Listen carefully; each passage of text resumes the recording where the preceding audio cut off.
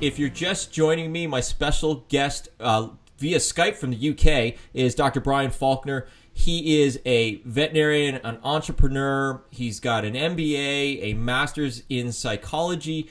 He has two businesses right now. He's currently still a practicing veterinarian, and he also owns a consultancy business. He's got a unique perspective and philosophy on how to deal with consultation in the vet hospital. So my philosophy when I researched during by both my master's, MBA and psychology, I looked at veterinary practice because that's what I love and that's what I do.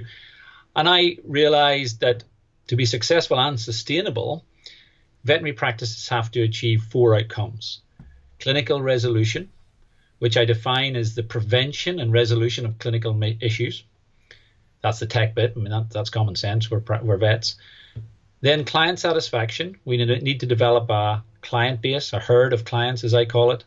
And to achieve client satisfaction, ultimately to achieve client satisfaction, we need clients to believe that what we have told and sold, if that's the right word, is the right thing for a fair price in their mind. That's the nub of client satisfaction. I mean, we can preach double-blind, randomized, placebo-controlled evidence till we're blue in the face, and we believe it's good medicine, good evidence. And then the clients will say, yeah, but the breeder said.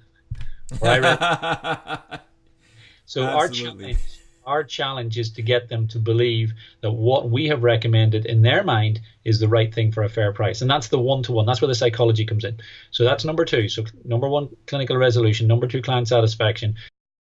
The third outcome of everybody in my practice, and vets included in consultation, is financial resolution.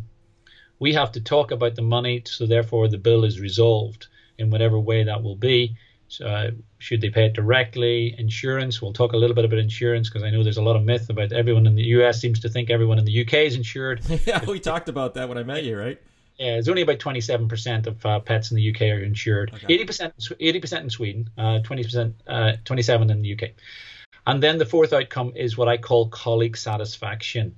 So colleague, both at an individual level, we have to work in a way that doesn't stress us out, because veterinary work is inherently stressful because of so much uncertainty. And the uncertainty is a core ingredient of stress. And I don't mean stressed out stress, but I mean doubt.